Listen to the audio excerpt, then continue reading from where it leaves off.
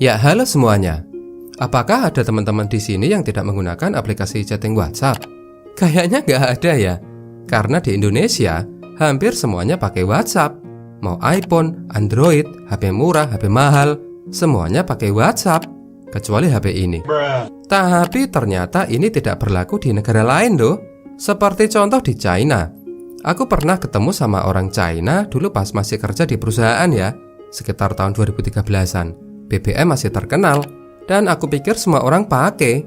Tapi pas tak tanya, kamu punya BBM? Dia malah bengong. Apa itu BBM? Loh, aku jadi heran sendiri. Ternyata ada orang yang nggak tahu apa itu BBM. Kenalanku orang Korea, waktu itu pas tak tanya nomor WhatsApp-nya, dia sama sekali nggak paham. Dia pakainya KakaoTalk, seolah aplikasi chatting ya hanya itu. Apa itu WhatsApp? Saya kalau chatting ya pakai KakaoTalk. Ternyata di setiap negara itu memiliki aplikasi chatting sendiri-sendiri, buatan anak bangsanya sendiri. Cina dengan WeChat buatan China, KakaoTalk yang dipakai orang Korea buatan orang Korea sendiri. Kita tahu WhatsApp itu dari Amerika dan orang Amerika juga banyak yang menggunakan WhatsApp kan? Tapi kok orang Indonesia nggak pakai aplikasi chattingnya sendiri sih? Lah kan kita nggak kekurangan orang pinter ya? Bikin aplikasi chatting kan pasti bisa. Potensi jumlah penggunanya juga gede sekali. Terus kenapa ya? Kok orang Indonesia tidak menggunakan aplikasi chatting buatannya sendiri? Faktor pertama karena bikin aplikasi itu susah. Tapi ada kok anak SD yang bisa bikin aplikasi. Maksudnya susahnya itu bukan susah buatnya, tapi kelebih apakah nantinya aplikasi itu bakal membuat orang seneng dan betah menggunakannya. Karena di Indonesia itu sudah ada kok aplikasi chatting buatan anak negeri. Ada, tapi penggunanya itu kurang banyak. Jadi susah di sini itu bukan susah ke bagaimana bikinnya, tapi lebih ke susah gimana aplikasi itu diterima. Teman-teman sadar nggak sih? Dari berbagai macam aplikasi yang ada di HP teman-teman, hanya ada beberapa aja kan yang sering dipakai. 3 besar deh. Kalau aku ya, WhatsApp, YouTube, Facebook. Udah. Lainnya jarang. Nah, kalau teman-teman sendiri nih, 3 aplikasi apa sih yang paling banyak digunain?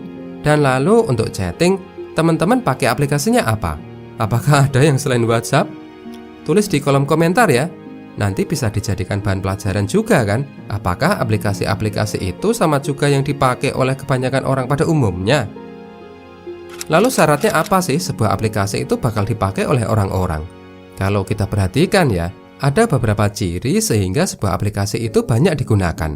Yang pertama gratis, yang kedua gampang dipakai, ketiga banyak yang pakai alias terkenal, yang keempat handal, dan yang kelima membantu alias berguna.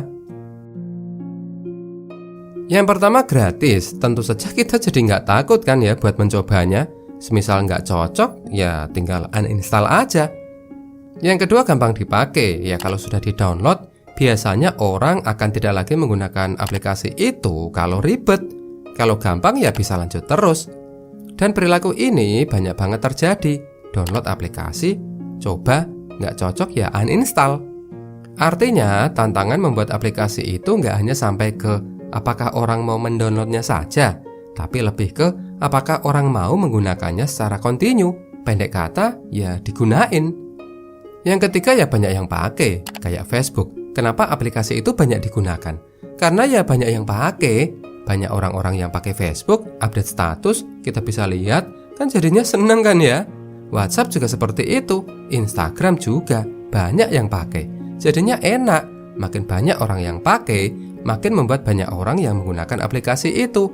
Banyak juga kan orang-orang yang terpaksa pakai sebuah aplikasi, gara-gara kebanyakan orang pakai aplikasi itu juga. Selanjutnya handal, koneksi cepat, servernya nggak error. Pokoknya enak lah, kalau ngirim chat ya langsung kekirim, nggak pakai lama. Dan di era persaingan ketat seperti sekarang ini, tidak ada ruang bagi penyedia aplikasi itu untuk membuat kesalahan. Karena hukumannya, posisinya itu bisa diserobot sama aplikasi lain. Yang kelima membantu, kayak marketplace, bisa membantu menjembatani antara pembeli dan penjual. Gojek dan Grab juga punya seperti itu, membantu. Media online disukai ya karena bisa membantu menyediakan berita. Ya intinya membantu dan berguna itu loh teman-teman. Nah, lalu kenapa sih kok orang tidak mau menggunakan aplikasi chatting buatan dalam negeri? Sebenarnya minat orang Indonesia terhadap aplikasi chatting buatan dalam negeri itu cukup tinggi. Aku juga termasuk salah satunya.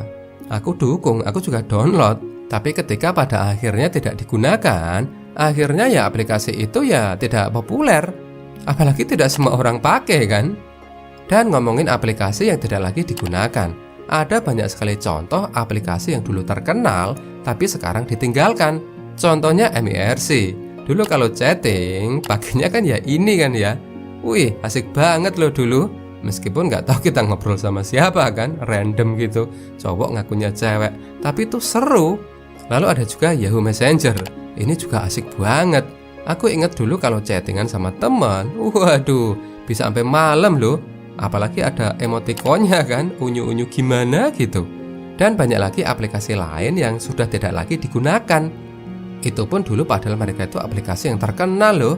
Alasan lain kenapa kok orang Indonesia tidak menggunakan aplikasi chatting buatan dalam negeri, karena ya sudah ada pemain di aplikasi itu yang menawarkan hal yang baik. Contohnya WhatsApp. Ini kan aplikasi yang sudah baik kan, tidak pernah error, handal, banyak yang pakai. Dan tidak hanya WhatsApp aja, ada Facebook Messenger, Telegram, yang tentunya mereka layanannya itu cukup handal. Dan aplikasi itu sudah diterima oleh masyarakat, dipakai di grup RT, di grup komunitas, di grup sepeda. Ibarat kata orang-orang sudah nyaman. Dan kenapa kok tidak menggunakan aplikasi chatting buatan dalam negeri?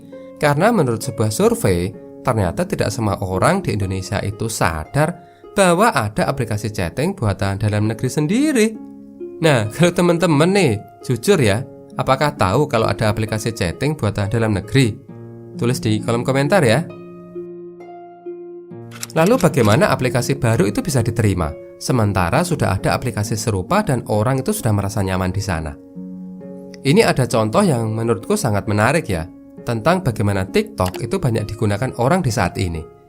Menurut Apptopia, dilansir dari ayosemarang.com, menyebut TikTok sebagai aplikasi yang paling banyak diunduh di dunia selama tahun 2021 kemarin. Dalam catatan mereka, TikTok telah diunduh sebanyak 656 juta pengguna. Widih, banyak sekali kan? Jumlahnya itu lebih banyak dari populasi orang Indonesia loh. 2 kali lipatnya malah. Padahal TikTok itu adalah aplikasi baru. Sebelumnya sudah ada Snapchat, Instagram juga bisa bikin video pendek, Vine.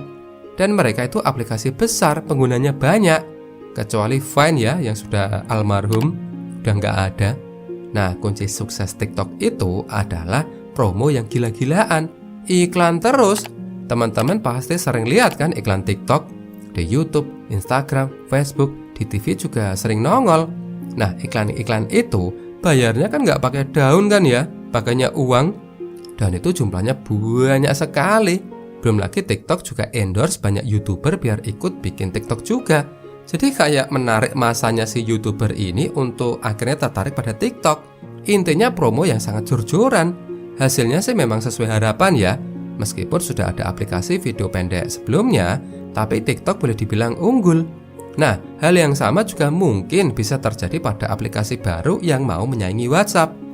Tapi pertanyaannya, berani nggak pihak pembuat aplikasi itu jor-joran uang buat promo? Karena nggak semuanya kan, promo jor-joran itu menghasilkan posisi yang sesuai harapan. Contohnya, kita tahu ada beberapa marketplace di Indonesia, kayak Tokopedia, Shopee, Bukalapak, Lazada, dan yang lainnya banyak kan. Mereka jor-joran dalam hal promosi, uangnya banyak yang dianggarkan ke sana. Tapi faktanya ada marketplace yang diminati dan ada yang kurang diminati, padahal sudah keluar uang banyak. Hasilnya tidak sesuai harapan.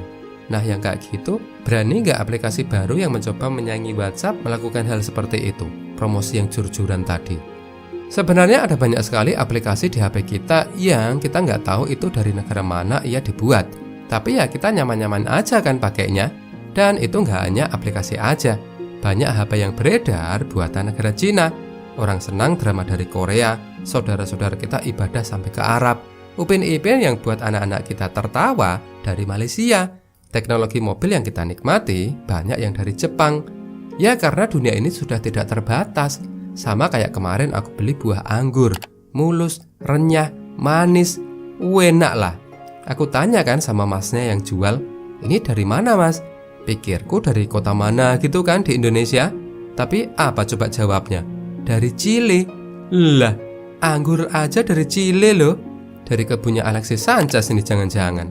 Padahal jarak Chile dari Indonesia itu kan jauh, ribuan kilo, nyebrang lautan. Artinya ketika ada hal yang bagus di sebuah negara, itu bisa tersedia di negara lain. Indonesia pun sama, ini negara luar biasa. Produk dan jasanya itu tersebar di seluruh dunia. Temanku bikin furniture, yang beli orang Amerika, orang Inggris, orang Australia, yang beli dari banyak negara. Batik juga tersebar di Eropa, bahkan sampai ke Afrika juga kan. Rambutan kita aja itu loh, itu juga sudah diekspor sampai ke Amerika. Banyak produk dan pekerja asing di Indonesia, tapi banyak juga produk dan tenaga kerja kita di luar negeri. Ya karena memang sekarang zaman dunia itu tidak terbatas. Dulu orang-orang Eropa pengen rempah-rempah kita, ya datang ke sini. Tapi sekarang ya nggak perlu kan. Ada apa itu yang namanya perdagangan. Dan sekarang produknya nggak sekedar rempah-rempah aja, tapi semuanya, termasuk aplikasi. Lalu kembali ke pertanyaan, kenapa sih kok orang Indonesia tidak menggunakan aplikasi chatting buatan sendiri? Ya karena dunia itu sudah tidak terbatas, sekali lagi itu. Dan kebetulan ada WhatsApp yang menyediakan kebutuhan chatting dengan baik. Ya kita pakainya itu. Nah lalu, kalau di kemudian hari ada aplikasi buatan anak bangsa yang bagus, apakah akan bisa menggantikan WhatsApp? Jawabannya ya tentu saja bisa. Bukankah dulu sebelum kita pakai WhatsApp juga sudah pakai aplikasi chatting yang lain, BBM, SMS. Jadi ya bisa-bisa aja.